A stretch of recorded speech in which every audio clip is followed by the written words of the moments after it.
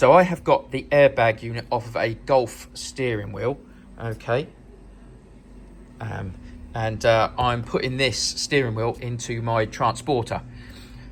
So this plug is for the Golf airbag unit and the transporter one is different. So to use this one I need to switch this cable and these little plugs here and here over for the one that's in the transporter so that it works again. But getting that out is a bit of a pig.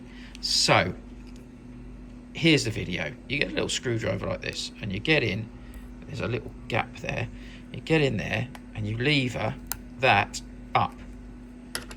Once that's levered up, you should then be able to prise the rest of this clip out. It's still stiff.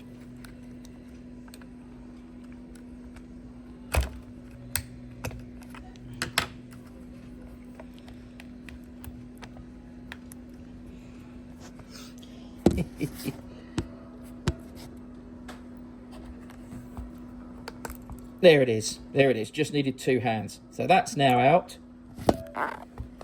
That's now out, and then I can switch. I just pull these off here, and here, and here, switch them for the other one, and pop this steering wheel in.